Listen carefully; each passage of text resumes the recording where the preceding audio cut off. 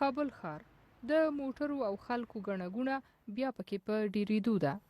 که څه هم د حکومت لخوا لګېدلي بندیزونه او محدودیتونه لا نه دي لرې شوي. ډېر شمېر هټیوالو او د پلورنځیو مالکانو هم بندیزونه له پامه غورځولي او بیرته فعالیت ته ګرځېدلي. خو د کابل روغتيا مشر خبرداری ورکړی چې د خلکو لخوا د بندیزونو نه مراعات حالت لا کړکېچن کړی او که همداسې دوام ومومي نو دوی به د کوویډ-19 ناروغانو ډېرېدو له امله د درملنې لپاره د روغتیایي اسانتیاو او کارکوونکو له کمښت سره مخ شي. زموږ لاسرسی په دغه حالت کې مریضانو ته ډېر کم شوی ده. د بیروبار له وجې موږ نشو کولی چې په وخت ځان ورسوو مریضانو ته. یو مریض چې یو چېرته سمپلګري ته ضرورت ولري تر څو چې ټیم هغه ته رسېږي 15 ساعته 6 ساعته 7 ساعته وخت غواړي.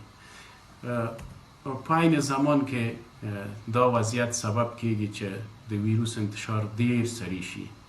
په ګړندي توګه ویروس ځان ورسوي د افغانستان د کابل مشخصا د کابل ټولو وګړو ته.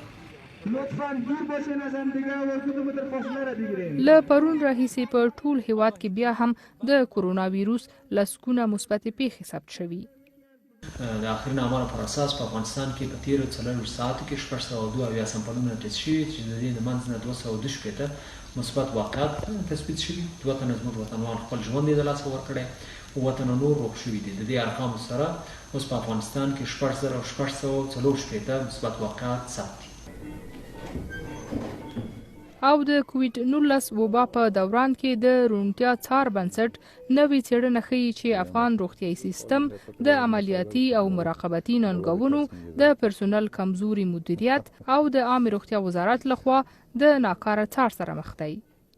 دغه اداره له افغان حکومت غواړي چې د کورونا ویروس مخنیوي لپاره د روغتیایي مرکزونو بنسټیزو اړتیاو ته پام وکړي. نجما زلا، BBC، کابل.